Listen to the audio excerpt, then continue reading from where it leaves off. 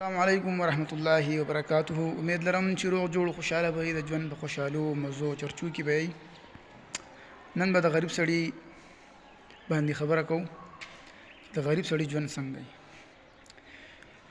دی؟ ستاسو خیالي زما خو ډېر زیات خیالي چې کله غریب سړی چا څه په لار باندې روان وي که نه او ځي یو باندې اواز وکړي هلکه نشویه 4 میاشتې لګولي وو دې سره ګرځې سیند یې لړه کړه. څوک بیا دا آواز وکړي هلکه غریب سړیه دې غرق نه کړه دې سره ګرځې دا په ګاډي باندې ووخت کته غزار کړه. یاره غریب ګرځېدی هم نه شي که چا څه کښېني جو څه بېکار سړی دی د دې خلکو سره ناست دی بس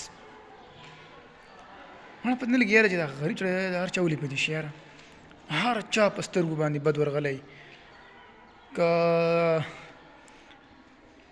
اوس که مالدار سړی روان شي خلک وایي یاره بېروزګاره دی مړه ښه ډېر زبردست انسان و اوس مړه خراب شوی حالات پرې راغلي وو ګډوډ شوی دی پلانکي ځای کې دا کړی پلانکي ځای کې دا کړی دی هغه بیا هم خلک عزت ورکوي.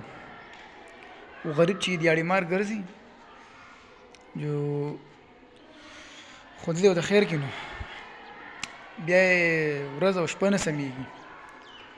زه په خپله پیر یو کس روان وم یو کس اواز وکړ هلکه په دې کس باندې څه کوي سیند یې غوځار کړه. بل وایي په ګاډي باندې ووه هغه بل وایي هلکه تاسو دې څه ولې ګرځئ زه هم خفه شوم چې دې خلکو ما څه بد کړی لکه ما څه ظلم کړی ظالمانو سره چې دا خبرې ما پسې کوي. خو زه ورته خبره وکړم که نه